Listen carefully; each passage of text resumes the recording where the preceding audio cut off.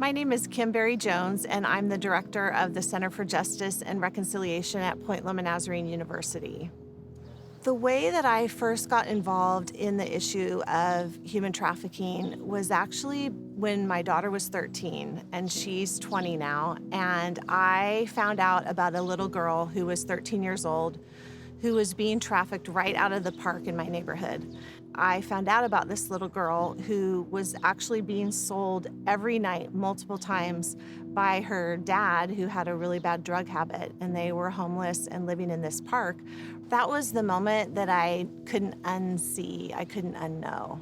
And I had already been asking God, where do you want me? Where am I headed? I knew that there was a major shift going on in my life at that time, and that really captivated my heart when I thought about my daughter, Brooke, and I thought about this other little girl and the differences between the way they were experiencing life. It catapulted me into the arena of anti-trafficking work going on in San Diego and led me back to my alma mater, Point Loma Nazarene University, where we were already very involved in the anti-trafficking efforts.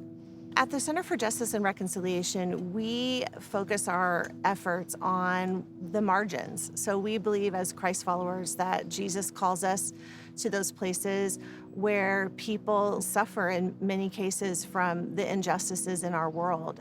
So our efforts at the center are to look at the different issues of injustice and to figure out what is the gap in the community that Point Loma Nazarene University can uniquely fill.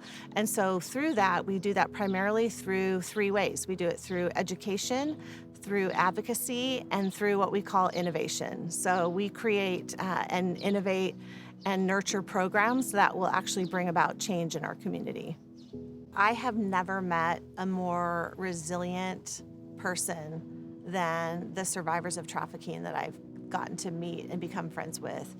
I think that if you've survived that kind of exploitation and that kind of trauma, you have something inside of you that is truly unique. And I have gotten to watch these women come onto campus with a lot of trepidation. They're not sure, are they going to fit in? What's it going to look like to go to college? And I have watched them start to really believe in themselves. I would say one of the top 5 moments of my life was watching our first 2 graduates walk across the stage to graduate. My dream is that there is a day when there is nobody being exploited in the commercial sex industry in San Diego. And I know that in the broken world that we live in is a crazy dream, but I think we have to live in that space that believes we can do that to keep us going. We have to believe that we can change things. And I've seen it happen. I've watched our region come around this issue in a way that we could have never imagined 10 years ago. And so my dream is for a community that's fully